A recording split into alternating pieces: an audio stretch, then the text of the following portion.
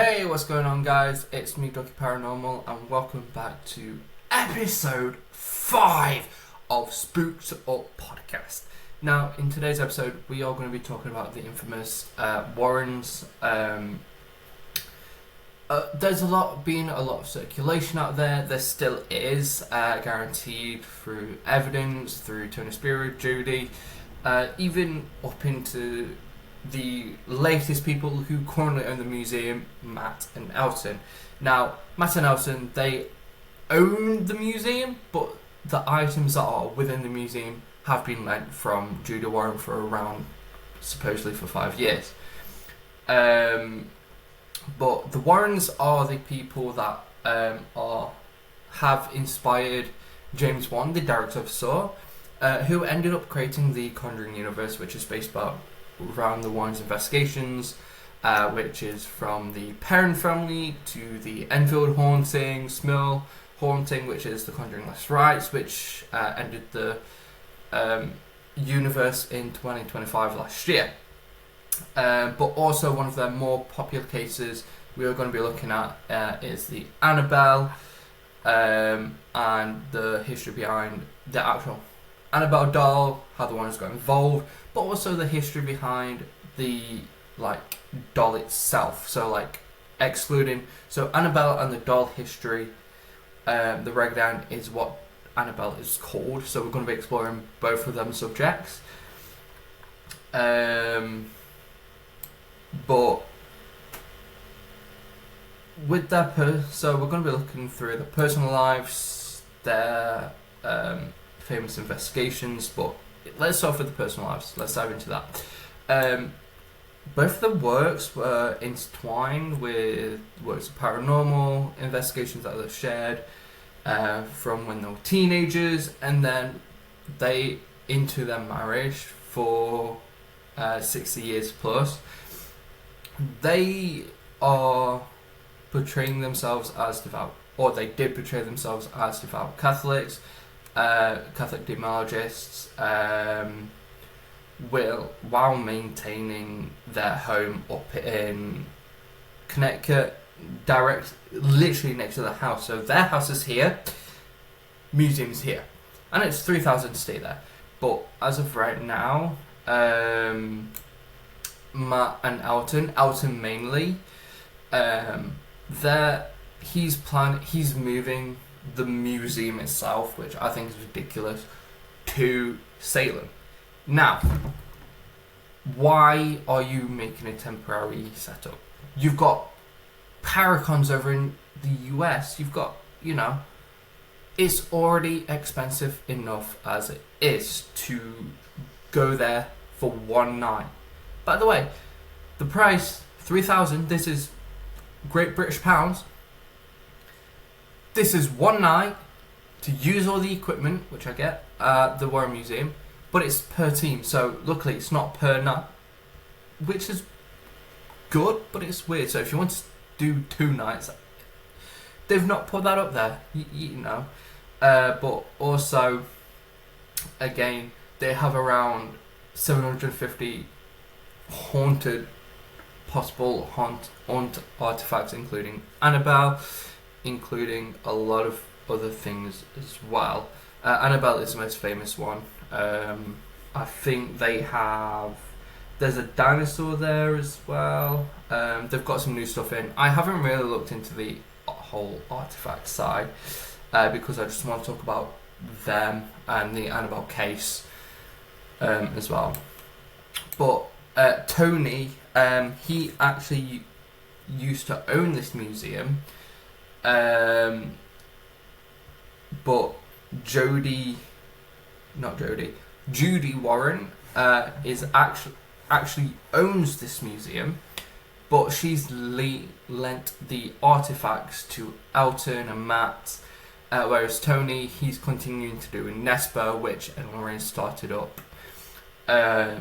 So what NESPA is, or short for, is New England Society for Psychic Research. But yeah, the haunted artifacts that Judy has lent is supposed to be around 5 years. Now, Ed was born in September 1926, on the 7th of September.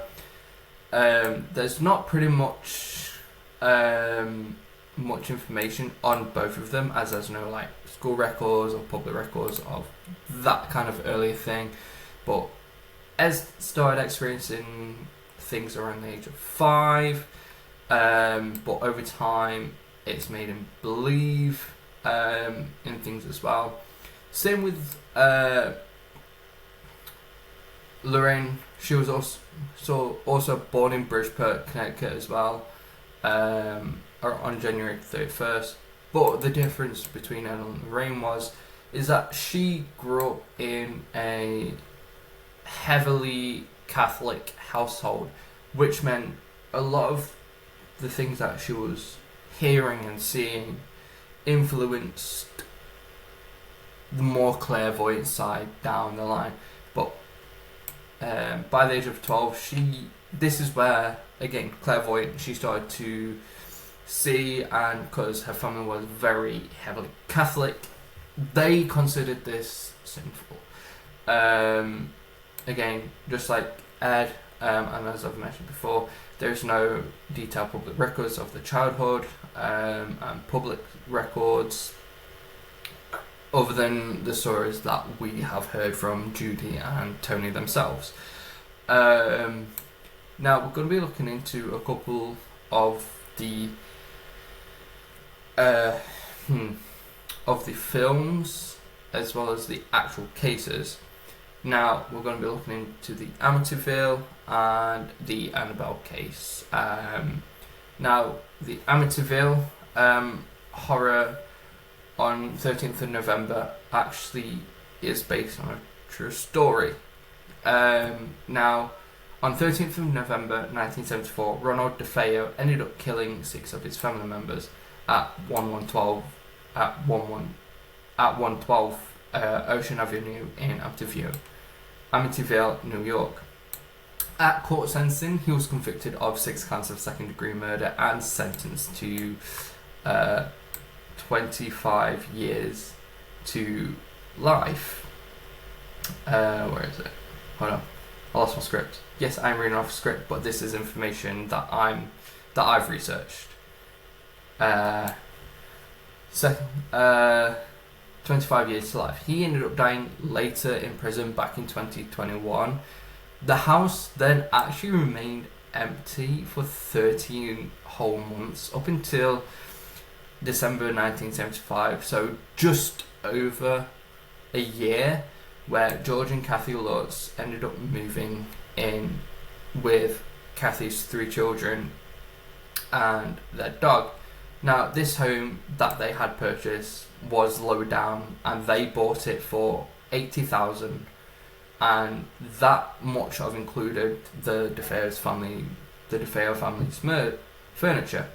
But after 28 days of within this home, they actually fled and claimed that there was paranormal phenomena that included strange odors, coal spots, slime oozing from the walls, levitating objects, with even George changing his personality under alleged supernatural influence.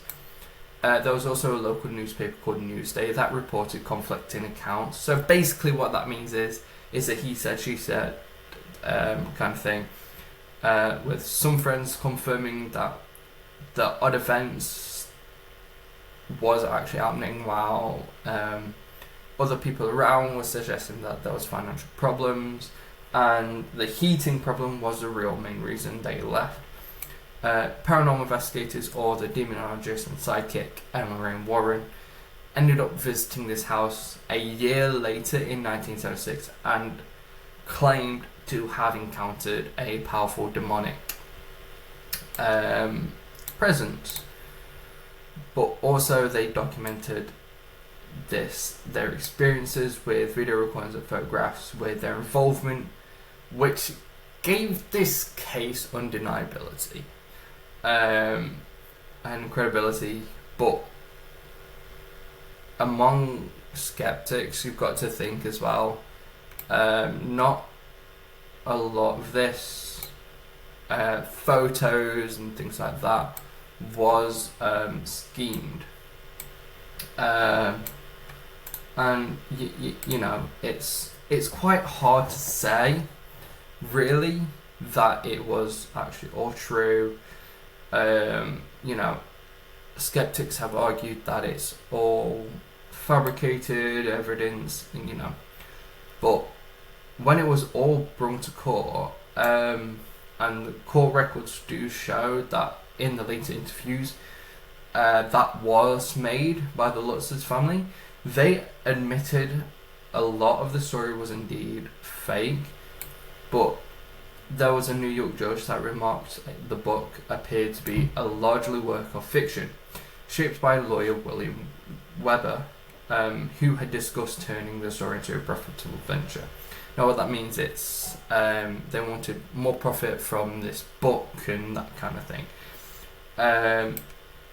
Many paranormal investigators and journalists have both failed to corroborate the Lutz's claim, and many have claimed that the haunting itself was motivated by financial gain and publicity.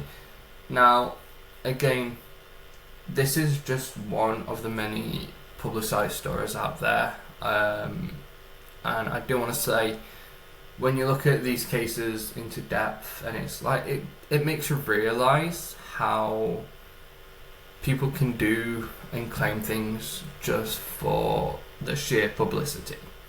Now, again, we're going to be looking at the famed Annabelle, again, like I mentioned earlier. This doll is supposedly one of the most demonic dolls out in the world right now, according to the Warrens, but also to Judy, Tony, and a lot of investigators as well. Again, like I mentioned earlier, I'm going to give you the backstory of the Raggedy Ann, and then I'm also going to give you the story of the story behind Annabelle herself. How this doll actually generally came to be as an overall, in 1915, 3 years before the First War had ended, Johnny Gruelle found an old homemade rag doll within the attic his parents gave in his parents' attic, and he ended up giving it a painted face, which turned into Raggedy Ann. And then in 1980, Raggedy Ann came out with her own book, but today you don't really hear about her brother Andy, who was released in 1920 with his own series of books that followed. Now, within these books and TV shows is one most common setting, and it's Raggedy Land. And it's a world full of dolls that come to life. It's like the Toy Story films mixed in with an old mix of the Care Bears. Anyways, it's the most recurring theme and setting. In the early 1940s, Anne starred in her own Technicolor short called Raggedy Ann and Andy, and this was produced by Fleischer Studios, as the dolls was brought to life in the animation. For the first time, the short emphasized Anne's kindness and the doll's secret ability to move when humans aren't watching, again giving Toy Story vibes, because that's what Toy Story has done. And then again appearing in late September 1988 when CBS decided to premiere their first ever series, which used to be a Saturday morning animated TV show, which expanded the universe of the Raggedy Ann and Andy, and it was called The Adventures of Raggedy Ann and Andy. And what would happen in this show is that they would traverse, which means like go through, like travel, and they would go through portals, helping each character, making new friends along the way, that kind of a genuine, storytelling. But they would also solve each character's problems as well. But between 2002 and 2007, Anna and Andy was then inducted into this thing called the National Toy Hall of Fame. And that is pretty much it. But Annabelle's story is much less dramatic and simpler than what the movies and what you actually hear about suggests it to be. In 1970, Annabelle was owned by a student nurse named Donna, and Donna and her roommate reported that the doll moved on its own, left handwritten notes on parchment paper that they wasn't allowed to keep in the apartment at the time,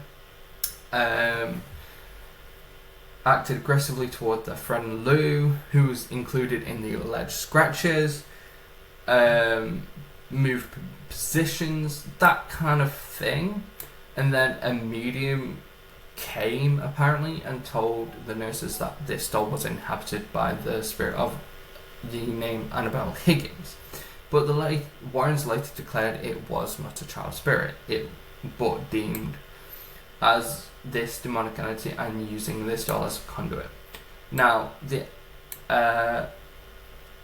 Warrens ended up taking the doll and they placed it in the museum in a locked cabinet with a cross and a sign that says "Do not positively touch." Now, the name Annabelle Higgins and this story, it does not exist. There is no history of this Annabelle Higgins. There is none of that. I have looked into it and you will genuinely see. But a lot of things over the decades as well, even after Lawrence passed in, Tony and Judy, mainly Tony, had to dispel or disperse, the rumours and the hoaxes. Multiple accounts saying that it's all fake or it's not true. One of the most latest ones was around last year when Ghost Hunter Dan Rivera took Annabelle out for Paracon. Now, just to give you an idea of where Annabelle goes and doesn't go, Annabelle only goes around the US when it's time for the Paranormal Con or Paracon. She does not leave the Royal Museum under any circumstances. She does not leave her casing in any under circumstances. Annabelle stays in her casing at all times. Yes, Annabelle has broken her casing before. There is footage of this. Now going back to Elton Castell, when they actually had to remove Annabelle herself from the casing and put her into her new temporary casing until it was done. Now Annabelle is back in her old casing, but with again, Tony is with Nesper. He runs all the Nesper accounts and social media. So if you see anything from Nesper that has a blue tick, it is Tony Spear that runs all these accounts. Whereas with the Warrens, it is Matt and Elton, mainly Elton Castell. But other than that, that is the end of this episode. In the next episode, I will be talking about the Museum of Curiosities, which is based in Nottingham, which is where I used to work. Shout out to the museum, shout out to Steve, shout out to Mary, shout out to the beautiful staff there. I left 2nd of July. I had some technical difficulties trying to sort everything, so hopefully I've not had any today during this recording. Fingers crossed if it doesn't and you can hear me fine. Thank you guys for watching, and I'm looking forward to seeing you in the next episode. Bye bye.